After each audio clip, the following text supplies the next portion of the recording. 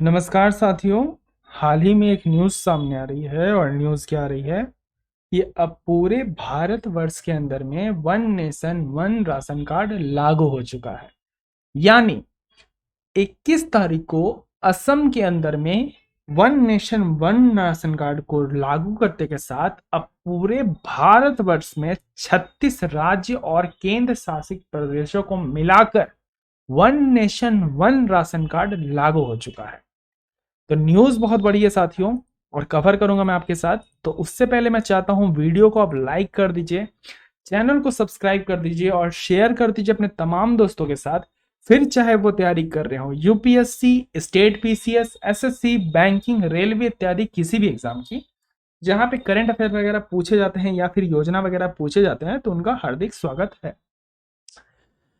तो जैसा कि मैंने कहा कि one nation one ration card ये बहुत ज़्यादा इंपॉर्टेंट है। अब जिनको नहीं पता one nation one ration card क्या है, उनको मैं बता देता हूँ। जब भी हम किसी पॉलिसीज की बात करेंगे भारत सरकार की, तो हमारा जो पेपर सामने आएगा वो कौन सा आएगा? जीएस पेपर 2 यानी गवर्नमेंट पॉलिसीज एंड इंटरवेंशन।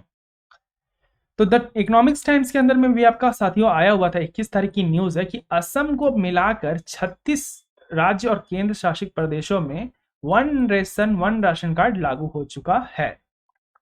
क्या है one nation one ration card? पहला सवाल।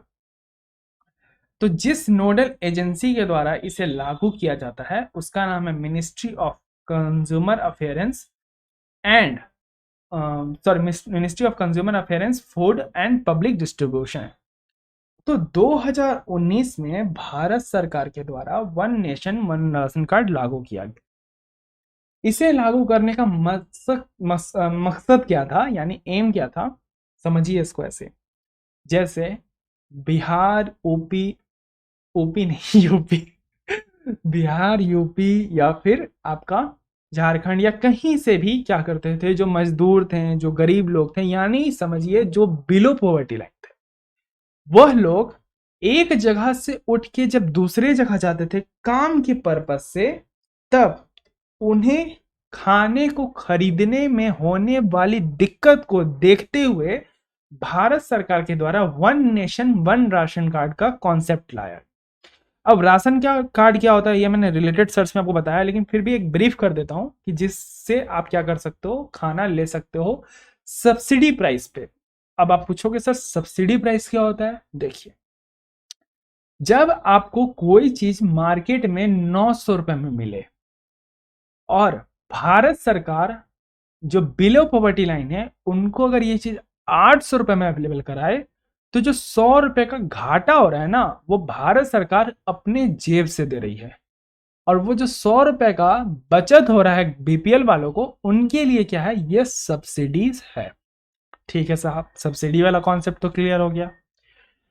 तो जब वो खाना खरीदने जाते थे, जो बीपीएल लोग थे यानी जो गरीब लोग थे बाहर में, जैसे मान के चलो आपको बिहार के अंदर में है, तो उनका राशन कार्ड तो बिहार में ही काम करता था, अदर स्टेट्स में तो काम नहीं करता था। तो खाना जो उनको रिटर्न प्राइस होता था उसी पे मिलता था। यानी अगर भारत सरकार के द्वारा इस पे सब्सिडी भी अवेलेबल थी, तो ये सब्सिडी वहां अवेलेबल थी जहां ये के रहने वाले थे।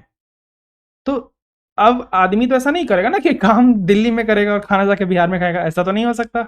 हर दिन अब जाए बिहार में खाना खा के दिल्ली आए, ऐसा तो नहीं कर सकता। यानी वो दिल्ली में ही रहेगा और दिल्ली में ही खाना खाएगा। तो इस चीज को देखते हुए भारत सरकार ने विचार किया कि क्यों ना हम पूरे भारतवर्ष में एक ही राशन कार्ड लागू कर दें, जस्ट लाइक आधार कार्ड। ठीक, तभी चर्चाएं सामने में आई। तो इस जिस एक्ट के अंदर ये काम करता है साथियों, उसे हम नेशनल फूड सिक्योरिटी एक्ट बोलते हैं। रिलेटेड सर्च में है, जाके पढ़ लीजिएगा जिनको नहीं पता है। ओके, तो इसका उद्देश्य क्या था one nation one ration card का, कि हम क्या कर सकें, जो सब्सिडी फूड ग्रेन्स होते हैं उनको जो लेने में कठिनाई होती है, जो माइग्रेंट वर्कर्स होते हैं, उनको हम अवेलेबल करा सकें भारतवर्ष में कहीं पर भी किसी भी कोने में। तो जिस नोडल एजेंसी के द्वारा ये चलता है मैंने बता दिया, ministry of consumer affairs and food and public distribution के द्वारा 2019 में लॉन्च किया गया था। और कुछ राज्य में लॉन्च करने के बाद इसकी सफलता को देखते हुए आज ये दिन आया है कि ये पूरे भारतवर्ष में रोल आउट हो चुका है। तो इसमें जो नेशनल फूड सिक्योरिटी एक्ट है, इसमें होता क्या है, ये एम्पावर करेगा आपका नेशनल फूड सिक्योरिटी एक्ट को। अब कैसे करेगा, देखिए, जो भी इसके मतलब लाभार्थी हैं वो जाके फेयर प्राइस में क्या कर सकेंगे, सामान को खरीद सकेंगे। अच्छा सर, खरीदेंगे कैसे, सुनिए, जब उनका राशन कार्ड बनेगा तो उनका जो राशन कार्ड अगर बना या फिर एग्जिस्टिंग राशन कार्ड है उनके पास पहले से, उसको बायोमेट्रिक ऑथेंटिकेशन दिया जाएगा।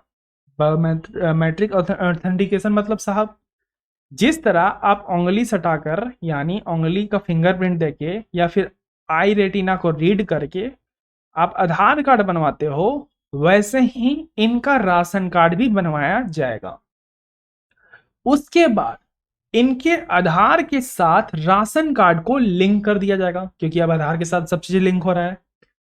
उसके बाद 10 डिजिट का एक नंबर जारी किया जाएगा, यही होगा आपका राशन नंबर। ठीक है, अब ये राशन नंबर किसको मिलेगा, ये मिलेगा जो बिलो पॉवर्टी लाइन है उनको मिलेगा, यानी जो बीपीएल कार्ड होल्डर्स हैं उनको ये राशन कार्ड मिलेगा। अब ये राशन कार्ड को लेकर वो जाएंगे जब इलेक्ट्रॉनिक पॉइंट ऑफ सेल पे, तब जाके उन्हें खाना मिलेगा। अब इलेक्ट्रॉनिक पॉइंट सेल क्या है साहब, ये बात जानना जरूरी है। देखिए, जिस तरह ये महिला अंगूठा सटा के अपना डेटा सुनिश्चित कर रही है कि मैंने खाना क्या क्या रिसीव कर लिया है और इनका जो हक बनता है इनको दे दिया गया है, तो ये जो डिवाइस पे ऑथेंटिकेशन लिया जा रहा है, बस यही है आपका इलेक्ट्रॉनिक पॉइंट ऑफ सेल। बस इतना समझिए, जहां पे ये सेल हो रहा है एक इलेक्ट्रॉनिक मीडियम के माध्यम से, यहीं पे ये कहलाएगा इलेक्ट्रॉनिक पॉइंट ऑफ सेल। तो ऐसे ही जाकर ऑथेंटिकेशन लिया जाएगा फिंगरप्रिंट का, और उसके बाद जो उनका फूड का हक मतलब जो उनका हक बनता है उनको ये क्या किया जाएगा, दे दिया जाएगा। तो आई होप आपको यहां तक चीजें क्लियर हो गई होगी, अगर हो गई है तो प्लीज वीडियो को लाइक कर दीजिए। ओके, चलिए तो आगे बढ़ते हैं आपके साथ।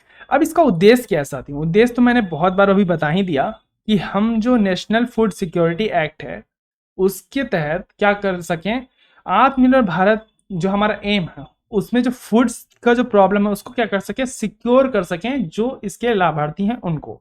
यानी पूरे भारतवर्ष के अंदर में ये जहां भी चाहें अपना राशन कार्ड दिखा के राशन ले सकते हैं। इससे क्या होगा, जो सब्सिडी उनको मिलने वाली होगी वो मिल जाएगी। तो जैसे एक मजदूर हो गया, अब जाएगा कहीं जाता है बाहर काम करने, अब वो महंगा खाना ही खरीद लेगा तो घर में पैसा क्या भेजेगा। ठीक है, तो इस चिंता को देखते हुए भारत सरकार ने सोचा कि क्यों ना हम पूरे भारत के अंदर में एक ही राशन कार्ड लागू करते हैं। राशन ही ना देना है तो क्यों ना पूरे भारत के अंदर में बस कार्ड दिखाने पे उनको राशन मिल जाए। ठीक है, तो इस चीज को ध्यान में रखते हुए इसका पहला ऑब्जेक्टिव यही था। दूसरी बात, मेरा राशन मोबाइल ऐप भी इसमें बहुत बड़ा सपोर्ट दिया। कैसे दिया, इसमें रियल टाइम इंफॉर्मेशन रहता था कि आपका जो रिसीविंग पॉइंट है क्या है नहीं है, सब कुछ इस पे अपडेट है, ताकि जो one nation one ration card के कार्ड होल्डर्स हैं उनको इनका पूरी लाभ मिल सके। यह ऐप 13 भाषा के अंदर में क्या है, अवेलेबल है, जो सबसे बड़ा प्लस पॉइंट है। अब जिनको इंग्लिश नहीं आता वो हिंदी में यूज कर सकते हैं, जिनको हिंदी नहीं आता वो बंगाली में यूज कर सकते हैं, जिनको बंगाली नहीं आता वो पंजाबी में यूज कर सकते हैं। तो 13 तरह के भाषा के अंदर में ये ऐप अवेलेबल है, जो सबसे बड़ा प्लस पॉइंट है इसका। ठीक है, तो ये सब चीजें सामने आई। अब जो चैलेंजेस है वो बहुत ज्यादा इंपॉर्टेंट है। हमने तो देखा इसके अभी तक के ऑब्जेक्टिव्स, और जो मेरा राशन मोबाइल है वो क्या है। मैंने आपको आंसर राइटिंग में सिग्निफिकेंस बताने के लिए कहा है, क्योंकि मैं अब ऐसे ही पढ़ाऊंगा। आधा पार्ट में आपको सिग्निफिकेंस पढ़ा दूंगा कभी, और आपको बोलूंगा चैलेंजेस ढूंढने के लिए, कभी मैं चैलेंजेस पढ़ा दूंगा आपको बोलूंगा सिग्निफिकेंस ढूंढने के लिए। इससे क्या होगा, आधे काम आप करोगे और आधे काम मैं करूंगा, तब जाके आपकी जो तैयारी होगी वो पूरे अच्छे तरीके से होगी और आपका सिलेक्शन क्या होगा, इंश्योर हो सकेगा यूपीएससी सीएससी एग्जाम के अंदर में।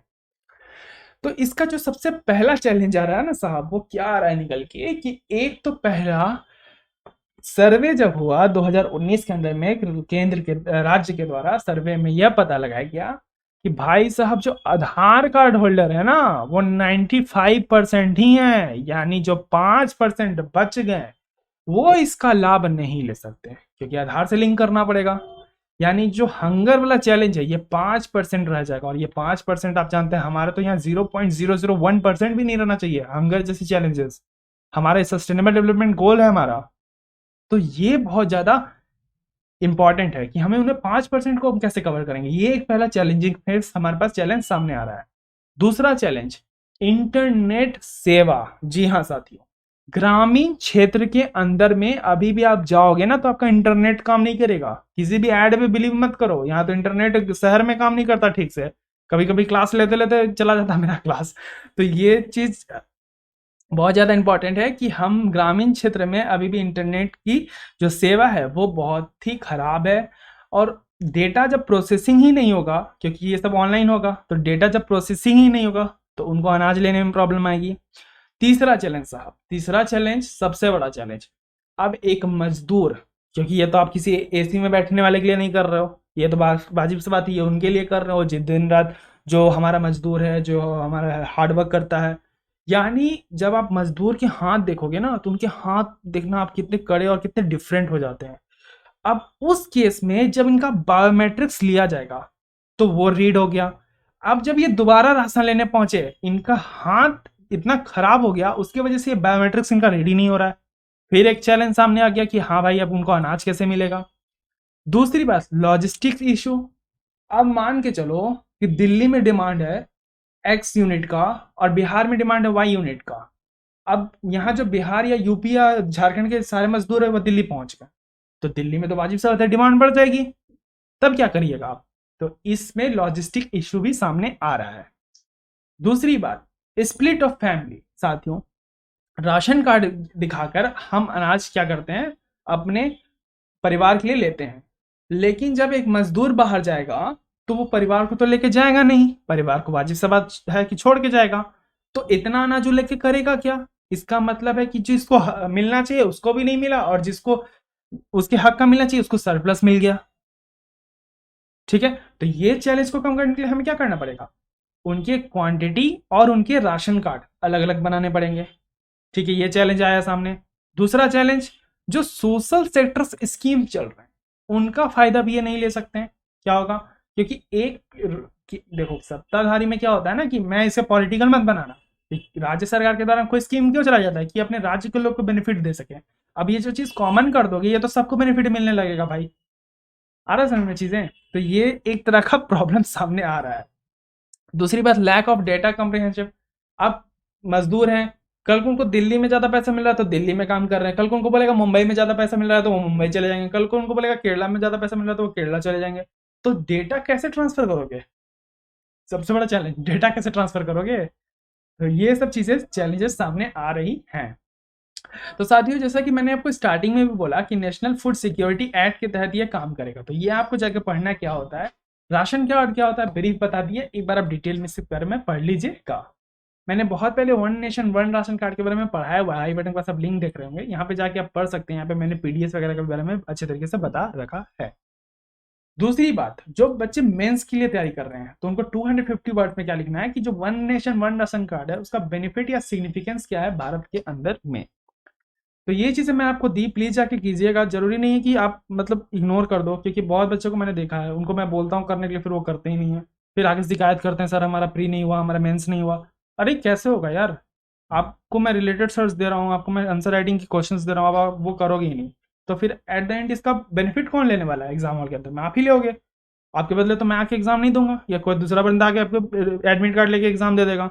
एग्जाम एट द एंड आपको देना है, तो आपको मेहनत करनी पड़ेगी, मेहनत से आप भाग नहीं सकते। ठीक है, तो ये सब चीजें आ रही सामने, मैंने बता दी अच्छे तरीके से। तो कल असम के 21 तारीख को असम में अब लागू हो गया one nation one ration card, तो अब इसका जो फायदा है वो पूरे भारत में मिलेगा। तो न्यूज मैंने भी कवर कर दी, one nation one card ration card क्या है, चैलेंजेस क्या है, मेरा राशन मोबाइल ऐप क्या है, सब कुछ मैंने बता दिया। आपको बस सिग्निफिकेंस जाके पढ़ना है। और भी बहुत सारे स्पेशल क्लासेस चल रहे हैं, आप जाके देख सकते हैं। तब तक के लिए अपना ध्यान रखें। धन्यवाद। जय हिंद, जय भारत।